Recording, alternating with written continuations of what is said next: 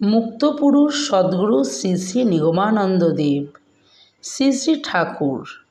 হ্যাঁ, প্রারব্ধ বলবান। একদিন নদিয়ায় একজন আমার কাছে এসে প্রণাম করে আমার সম্মুখে বসল। আমি তার দিকে তাকিয়ে দেখি যে তার মুখমণ্ডল একটি মণ্ডলাকৃতির ছায়ার দ্বারা আবৃত। আমি বুঝলাম যে সে রাহুর দশাগ্রস্ত এবং গ্রহগণের এমনই যোগাযোগ যে ওই দশাই তার মৃত্যু। আমি তাকে জিজ্ঞাসা করলাম যে তার রাহুর দশা কিনা। সে বলল হ্যাঁ। তখন তার যে ঋষ্টি ইত্যাদি আছে তা তাকে না বলে বললাম সে যেন রাত 3টের সময় উঠে আমাকে চিন্তা করে।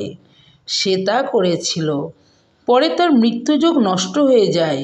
অনেক দিন পরে তার মৃত্যুযোগের কথাও কী উপায়ে তা ব্যর্থ হয়েছে তা প্রকাশ করেছিলাম।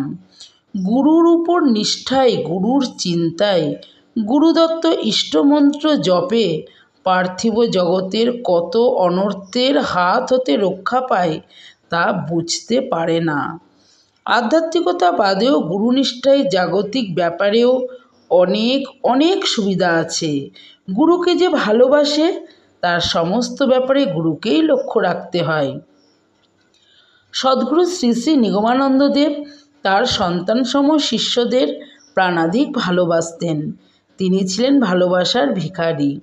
সদ্গুরুর বিশেষ শক্তি প্রসঙ্গে তিনি বললেন, দেখো, সদ্গুরুর শিষ্য যারা তারা ভগবানের এলাকার বাইরে।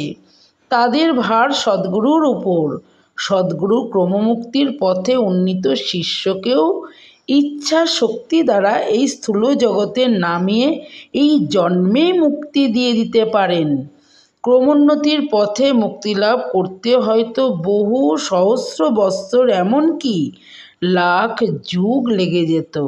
তাই দয়াপরবশ হয়ে তিনি আর একটা মাত্র জন্মের ব্যবস্থা করে তার নির্বাণ মুক্তির উপায় করে দেন।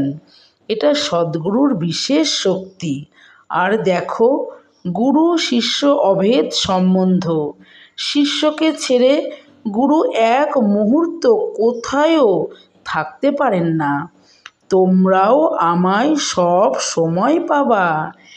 এখন যেমন দেখতে পাচ্ছ এই রূপই। জয়।